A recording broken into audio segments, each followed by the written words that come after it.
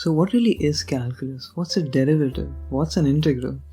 These are questions that pop up in the mind of anyone who tries to study higher math and encounters the dy by dx or the integral symbol.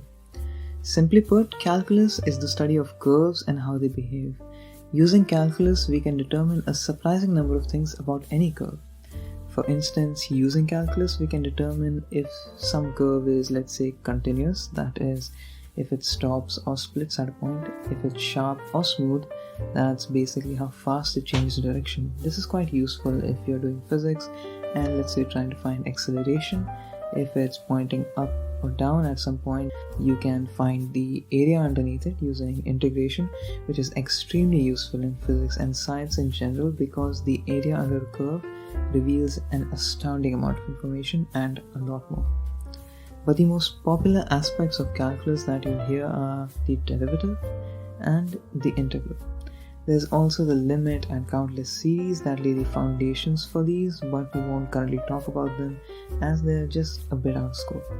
So, coming to the derivative. Well, it's defined as the instantaneous tangential velocity of a curve. That's a lot of big words, but what does that actually mean? Well, I had this conversation with one of my friends who wasn't taking calculus, and I tried to explain it to them by saying imagine a circle and that circle's tangent going from that curve, that's the derivative. But for some curve, imagining a circle that goes along the path of that curve and then imagining a tangent to that circle also being the tangent of the curve doesn't really work very well. So imagine instead you're in a car driving along the path of some curve, let's say x squared. If you draw a straight line towards where your car's headlights are facing, that is your derivative. This is actually very useful because using this derivative, you can determine whether something is actually headed and how fast at some given point in time. And now, the integral, the most popular and difficult part of calculus. Because unlike in a derivative where you essentially just repeat a few steps as many times as there are functions which form your curve, there are many ways to approach an integral. In fact, there are many which cannot be integrated fully, so you can only approximate an answer using a long series. But really, we are getting ahead of ourselves. In integration, we are taking the antiderivative of a function to find the area underneath it. Antiderivative? What even is that? Well, that may seem to not make sense, so let's get back to our car analogy.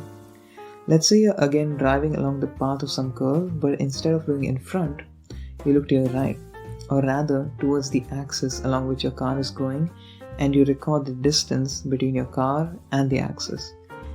If you have to look towards your right side, you mark that distance as positive, and if you have to look to your left, you mark that as a negative. And after your first recording, you take a very small step in front and do this process again.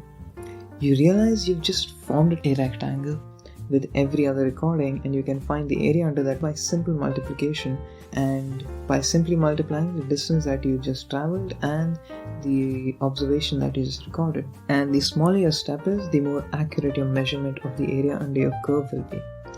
This is the discovery that revolutionized mathematics. Because using the integral, you can determine the area under any curve, or at least approximate it. Using this technique, we found a series which can determine pi to the nth decimal instead of dividing polynomials and spending many years just to get 530 digits. We can get twice the accuracy in under a week.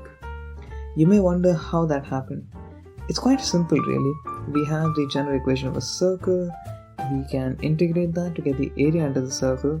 We know the normal formula for getting the area of a circle, that being pi r squared, and we can now calculate pi to how much ever accuracy we need.